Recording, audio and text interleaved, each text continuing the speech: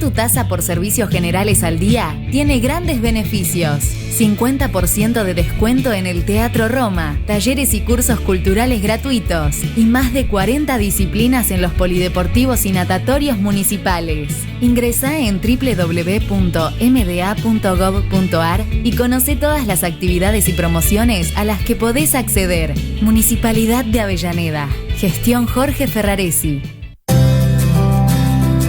Tener un objetivo y trabajar por el futuro todos los días.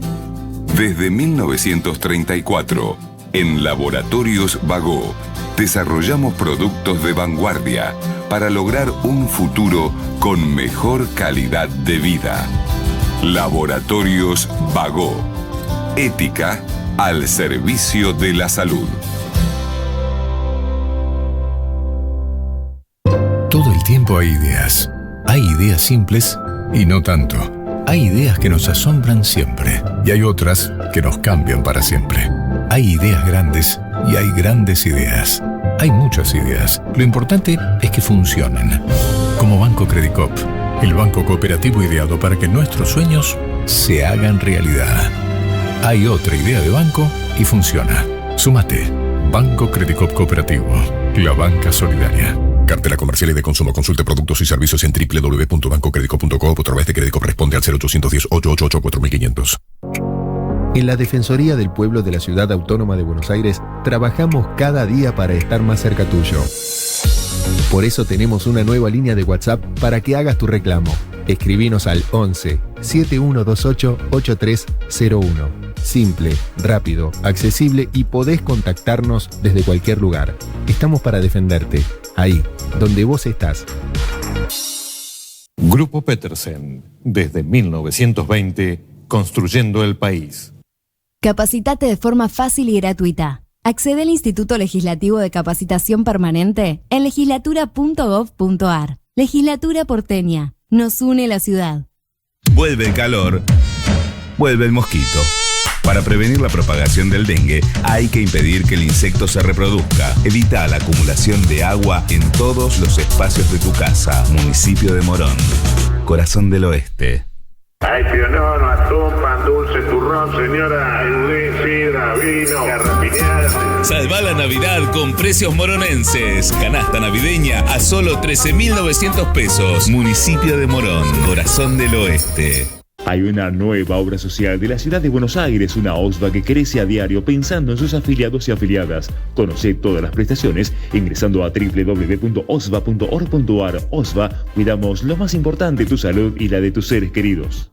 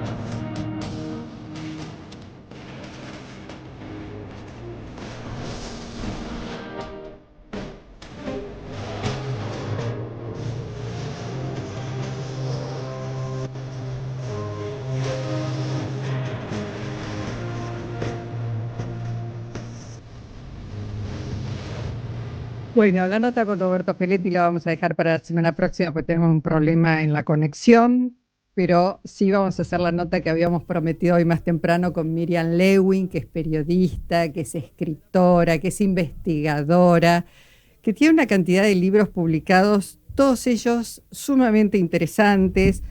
Skyban, digo bien, Aviones Pilotos y Archivos Secretos. Es coautora además de Ese Infierno, conversaciones de 5 mujeres sobrevivientes de la ESMA, Secretos Argentinos, la intimidad de los crímenes que conmovieron al país, con Marcelo Camaño, Putas y guerrilleras con Olga Warnat, y Yossi, el espía arrepentido, que además fue llevada a la pantalla. Así que, bueno, este libro de Miriam se llama Dina y Nathan.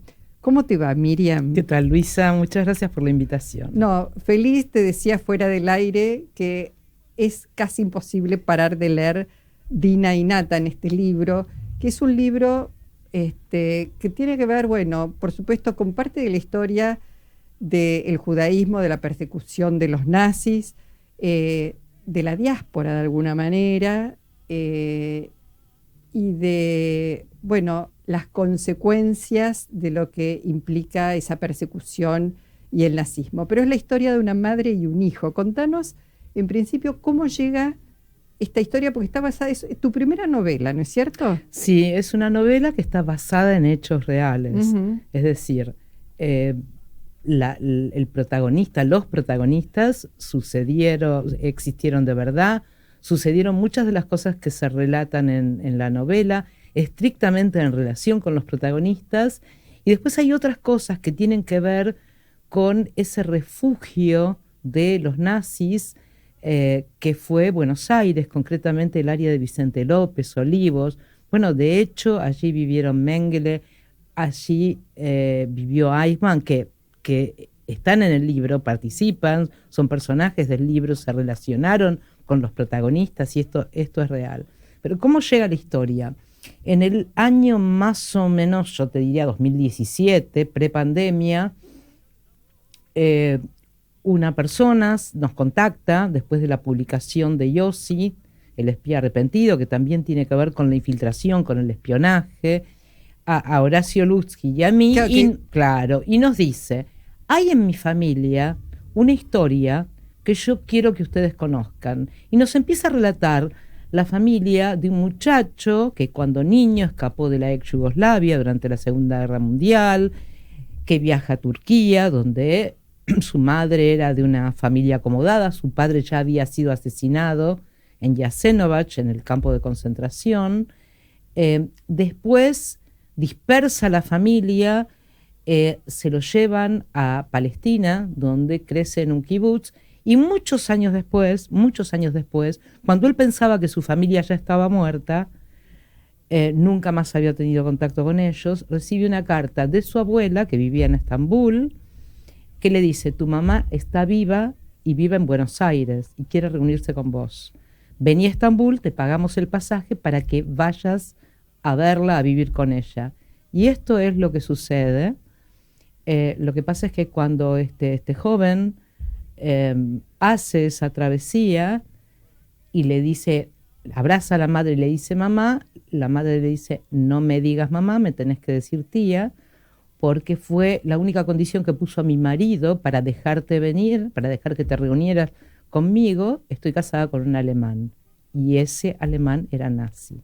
Entonces, imagínate en principio el conflicto entre madre e hijo, porque con su padre asesinado por los nazis en Jasenovac se encuentra a su madre, que obviamente no decía que era judía, decía que era turca y que estaba casada con el alemán y organizaba banquetes para la colectividad alemana. Y bueno, nada, hay ahí una tensión, una relación odio-amor, porque obviamente él la amaba, la extrañaba, la recupera después de haber pensado que estaba muerta, pero se encuentra inserto aquí en un ambiente en el que se cruzaba con enemigos, con quienes habían sido los asesinos de su padre, y él sospechaba que el marido de su madre había tenido que ver probablemente en todo este régimen que se había llevado la vida de tantos seres queridos, seres de su familia, que él había convivido en el kibutz en Israel con chicos cuyos padres habían sido asesinados,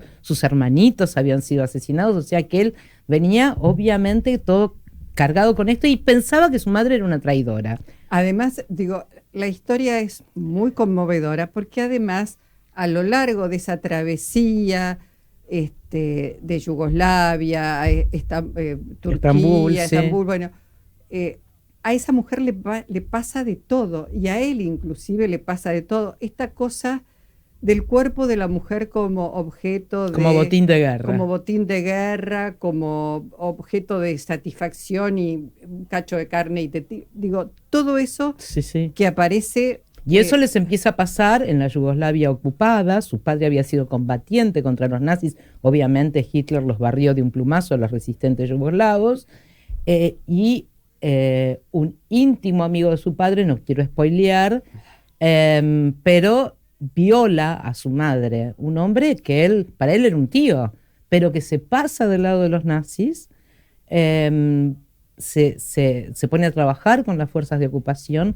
Y entonces él ve como en la travesía de Yugoslavia a Estambul, su madre usa su cuerpo como herramienta para salvar la vida de su hijo y la vida propia, ¿no? Sí, sí, sí. Entonces esto se entrecruza mucho con otro de mis libros, Putas y Guerrilleras, el que escribí con Olga Warnat, se cruza con Yossi. O sea, en un punto creo que sigo escribiendo de los mismos temas, ¿no? Pasó mucho tiempo para que Natán, el protagonista del libro, entendiera que su madre no era una prostituta que él tenía que odiar, no era una traidora a la memoria de su padre, sino al contrario, una heroína. Sí, sí. No vamos, como dice Miriam, a spoilear, pero bueno... en este cruce entre madre e hijo ya en Buenos Aires, digo, de pronto ambos están trabajando para servicios de claro, inteligencia. Eso es lo que cuando a mí me cuentan la historia, digo, bueno, obviamente que el elemento de que ella se haya casado con un nazi, aunque hubo otros casos de sobrevivientes que se casaron con el enemigo, lo que realmente me sorprendió es que él desliza como al pasar, en las largas entrevistas que tuvimos con Horacio Lutzky y en la casa real donde sucedieron los hechos, él desliza, bueno, mi madre cuando llegó a Estambul trabajó para los americanos en la Oficina de Asuntos Estratégicos, la Office of Strategic Services, que es la proto-CIA. Ajá. Y bueno, trabajando ahí hacía traducciones porque sabía muchos idiomas, pero ella muy bonita, entonces la usaban como anzuelo para seducir a quienes trabajaban en la embajada alemana, en el consulado alemán, para obtener información. Y yo dije, epa. Y después, como al pasar también, él dice, cuando yo llego a Buenos Aires y me empiezo a hacer amigo de los muchachos alemanes y empiezo a ponerme de novia con chicas alemanes, bueno, yo le pasaba información al Mossad. Epa, dije yo.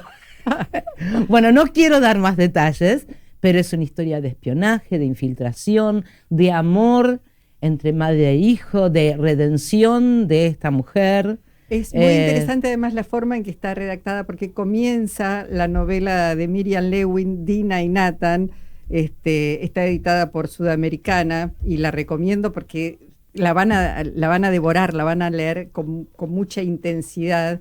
Es muy interesante además ver también un poco a los servicios, cómo utilizan, porque digo, así como en algún momento, digamos, el enemigo es el nazismo, en otro momento, cuando ya la guerra termina, el enemigo son los rusos, digo, los rusos, los comunistas. Digo, ya no importan los alemanes, ahora vamos porque los rusos, bueno, ganaron la guerra, los aliados obviamente también, pero los rusos dieron como la estocada principal, y entonces, cuidado, el peligro rojo avanza y ahora, y esta un poco utilización también, ¿no? Claro. Aparece también esa crueldad, ¿no? Claro, no hay idealismo, sino que hay un pragmatismo extremo por parte de los servicios, se van reubicando a medida que se modifica la situación geopolítica, y entonces muchas veces se habla, y esto es verdad, que la Argentina fue refugio de nazis, pero los Estados Unidos también utilizaron la materia gris de científicos alemanes que habían quedado ahí boyando y se los llevan a trabajar a los Estados Unidos. Entonces también está reflejado esto, cómo cambia, cómo pegan la vuelta de timón y dicen, bueno, ahora ya no nos interesa más espiar a los alemanes para llevarlos ante la justicia. Ya pasó hace mucho tiempo. Ahora los enemigos son los soviéticos. qué pasa en la mente de esta mujer cuando su jefe, su contacto le dice, bueno, ya no vamos más por los alemanes, todo lo que vos conseguiste no sirve para nada. ¿Qué le pasa también a Natán? ¿Qué le pasa cuando su jefe le dice, bueno, no nos llevamos a Mengele porque es suficiente con Eichmann? Y le dice, pero Mengele está acá. Bueno, de hecho, Mengele se fuga. Claro. Bueno, el libro está inserto, yo creo que lo que a mí más me atrajo de la historia es que ocurrió aquí, a las puertas de Buenos Aires.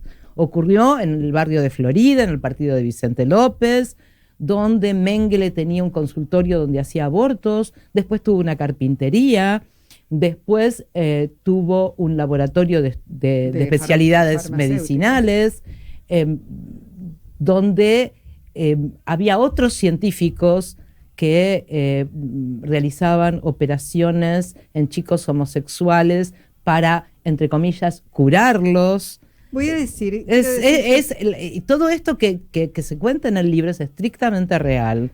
Quiero decir lo que está narrado de una manera que te das cuenta de la gravedad de los hechos, pero no está ni de manera morbosa ni exacerbado ese relato, porque no está puesto allí. No es necesario poner más de lo que está escrito en el libro como para darse cuenta de la monstruosidad que significó el nazismo. Y me pareció además muy interesante esta como ida y vuelta en el tiempo, esa Dina que habla hoy, antes, bueno, que la presentás en la primera parte de la novela, que está por viajar a Mar del Plata con una amiga y que va intercalándose entre la historia ocurrida y lo que le va pasando a ella. Es muy... Claro, es una Dina ya madura, que dejó atrás ese pasado, pero que mantiene el secreto con su hijo, y su hijo está desesperado por conocer la verdad. Entonces le dice a la madre, le pide por favor a la madre que le cuente la verdadera historia. Entonces ella le dice, bueno,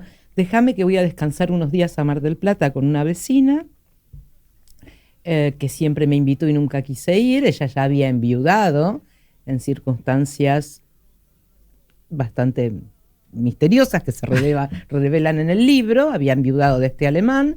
Y entonces el hijo se queda tranquilo esperando que su madre regrese, cosa que nunca sucede. Pero vamos a dejarlo ahí. Vamos a dejarlo ahí. Nathan es la persona con la que dialogaron, es ese niño que vivió toda esa historia. ¿Llegó a leer la novela? No, llegó a leer una síntesis de la novela. Lamentablemente murió hace bastante poco, antes de que la novela estuviera impresa. Pero bueno, él en el interín tuvo muchísimas reuniones con Horacio Lutzky, conmigo, nos mostró sus fotos, las cartas, los documentos. Guardaba todo. Guardaba todo. Tiene un archivo, es una persona que tiene un archivo increíble, muy valioso, porque no solamente tiene documentos propios y de su madre, sino que tiene documentos relacionados con el marido de su madre, este nazi, ¿no? Claro. Este nazi que había sido funcionario del régimen, del servicio exterior concretamente. Sí. La verdad que es que lamento mucho que no haya podido tener el libro en sus manos, pero bueno, lo tienen sus hijos y espero que les guste. Obviamente les aclaramos una parte de ficción y otra parte que no es ficción, que sucedió en realidad y que la acercamos a la historia real de esta madre y este hijo. Es decir, está entrelazada con la historia real de esta madre y de este hijo. Y hay cuestiones muy conmovedoras, escenas muy conmovedoras que tienen que ver con el judaísmo oculto, pero muy pregnante, de esta madre que lo hacen a Natán dudar. Dice, esta mujer es una traidora, pero ni bien el marido viaja, celebra Pesaj en su casa con una parte de la familia que vivía en Buenos Aires y estaba oculta, y me insta a prender las velas del Shabbat y a celebrar los ritos, y es maravilloso. Es una familia sefaradita, o sea que esto Yo soy ashkenazi, ¿no? Mi familia viene de Polonia, Estos son los judíos que dejaron España, que se radicaron en otras partes, como por ejemplo Estambul. Entonces abrevé en la música, en los cánticos, en los rezos, en las tradiciones de la colectividad sefaradita, que creo que va a disfrutar muchísimo de este libro. Obviamente me asesoré con especialistas, leí libros. Es el ladino, uno se pregunta cómo se integraron tan rápidamente. El padre era yugoslavo, pero sefaradita. La madre de Natán era turca, pero en sus casas se hablaba ladino, y el ladino es muy parecido al español.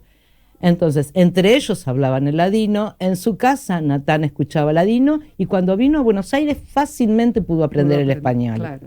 Porque es muy parecido. Sí, sí. Es, bueno, para quienes no somos judíos, es además, te diría que hace una introducción también a conocer muchas de las costumbres, porque después hay un glosario muy interesante. Claro. Al final, donde aparecen una cantidad de términos explicados. Festividades, situaciones. Sí, no, sí, tal cual. Bueno, el libro, Miriam, es precioso. Ojalá tenga a muchos y muchas lectoras y lectores.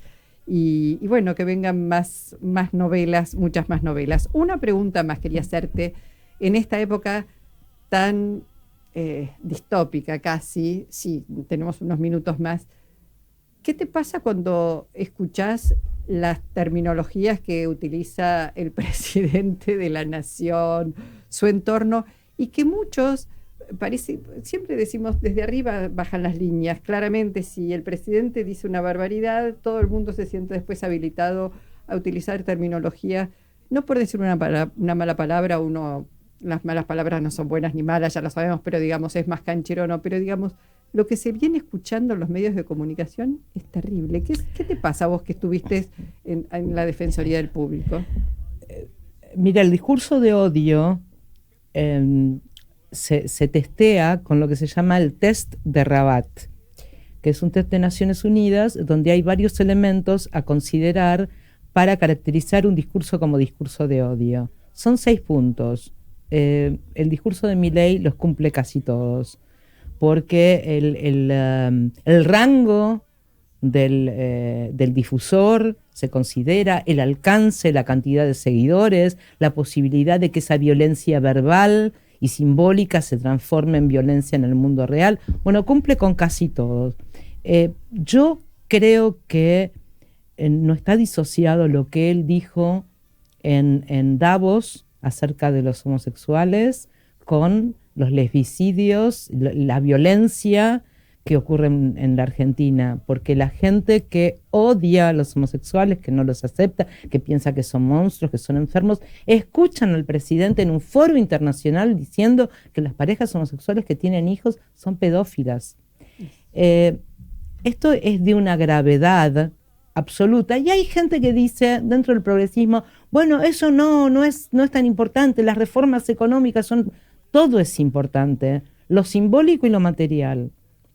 Yo creo que todo es importante, y todo, como vos decís, va constituyendo una realidad que se da de bruces con las tradiciones de los argentinos, de nuestro país, un país que en el preámbulo de la Constitución abre las puertas del país a todos los hombres del mundo y mujeres, agregaría, que quieran habitar el suelo argentino. Falta muy poco para que empecemos a estigmatizar a los inmigrantes como pasa en Alemania. No me parece creíble el judaísmo de Milei, porque eso no es judaísmo. Por eso yo digo y recomiendo un libro, Las Fuerzas del Cielo, compilado por Rannan Rein y Pablo Schiff, del cual yo escribí un artículo. Es un judaísmo cosmético y performático. Él se alía con lo más extremo, lo más ultraconservador, ultraortodoxo de la colectividad. Bueno, no me queda más tiempo, pero da para que te volvamos a invitar y profundizar en ese tema. Con todo gusto, Miriam Luisa. Lewy, muchísimas gracias por haber venido. Muchísimas gracias a vos. Nos reencontramos en una semana. Gracias, Javi, también. Que por lo que se escucha